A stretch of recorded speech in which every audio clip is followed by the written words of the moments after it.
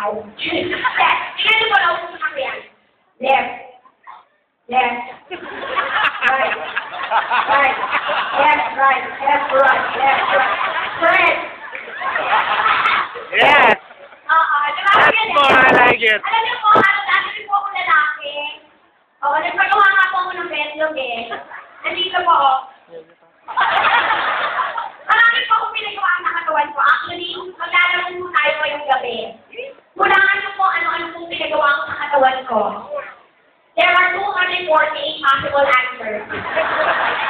Sige na. Pwede mahawak yung pinagawa mo? Kaya na. Ikaw naman, malibog ko lang. Siyempre, pinagkwento ko nga kung ano yung pinagawa ko. Oh, easy. Galit ka. Sige.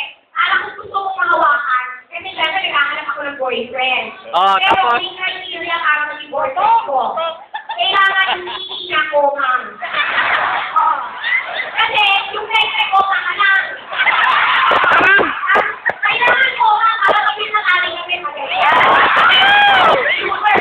Hindi ko nga ko, ma'am. Kailangan ko, ma'am. Komar umakin! Ang akin, ko, ma'am, lahat. Ako! Alam niyo sa akin, ano ang maganda, yung pwede kami nagawa ka lang. Maganda yung mga babae dito, yung pwede ko magawa yung pangalang, tapos palagyan nyo ng P-number. Para pag yung tumira sa inyong ayaw nyo, magsasalita yan. Sasabihin, sorry, you have entered the wrong P-number. Kung sabi na, ewan ko, may P-number na nga yung pwede ko na nakawan nga ako. Kung nakakang tinitira ako, sabi ko yung P-number. Ano parang kasyabi? Oo. Di ba? Alam nyo ba, minsan, yung kami pa, boyfriend ko, may P-number na yung di ba? Tinitira ako ganyan. Nakalimutan yung P-number, yung pwede ko na PUK. Sila lang sa 3 years, pinaanak ko. Ang mahal-mahal, 3,000. Mahal-mahal sila yung pwede ko, 3G na. Tawagan niyo ako video calling kasi. Makikita niyo, madilim. Pero maganda yung ringtone ko. Tingil. Ay, alam niyo naman, tumisahan kaya ako ha. May mga bata ba dito? Garam! Meron! Ako! Dali ko na lang. May mga bata naman dito. May mga kasamang mga magulang, di ba? Pagka sabi kong tek-tek, sabihin niyo sa anak niyo, pagkain yun. Kaya pag sinabi ng anak niyo, promise any tek-tek, sabihin niyo, anak, naubos na ng dati mo.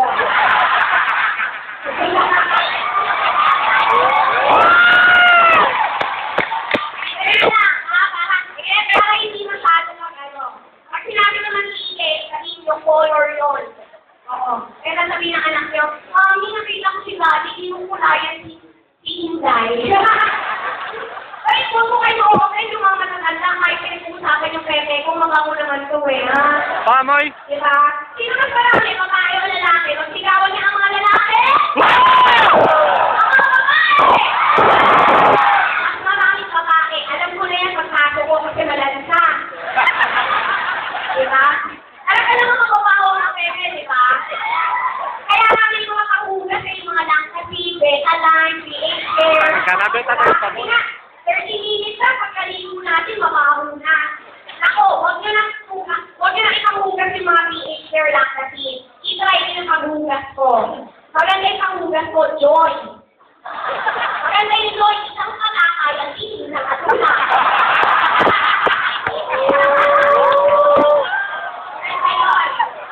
Pagkahugas ako ng Joy, nasi ka, pagkagula ng ganyan, pinapaglawan ko ng lakul.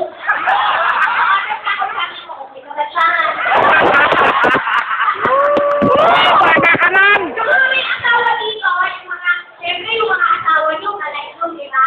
Yung mga babae, ang ipahugas nyo, emperador. Para sa totoong kabuntay. Tapos palawan nyo ng red horn. O, ito ang tama. Yung mga natatanda naman na ipahugas nyo, big, para maluwag sa paghinga. O, alam ko, puro kaya din pag-usapan natin, pero wala namang malita to, kasi dapat, tayo, syempre, open-minded, tapos dapat nga yung mga ganyan natin, pinapatingin natin sa mga OB-gynecologists, diba? Yung mga babae, dapat nagpapatingin sa doktor. Alam niyo, nagpatingin ako last week, sabi ng ko, dapat daw pag umiihi pala, huwag tayo gumagamit ng tissue.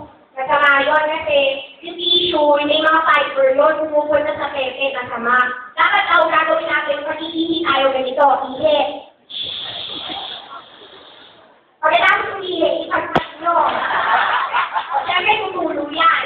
O, kung nasa nyo ng tissue, tumingin sa kanamin, ay, oily.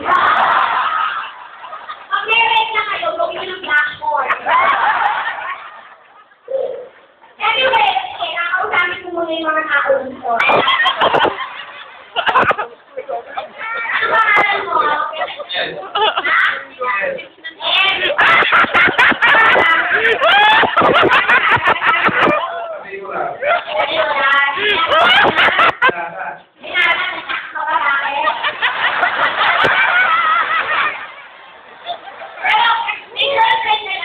Meron! Wala pa. Karma yan. Talaga. Pero nagka-girlfriend ka na.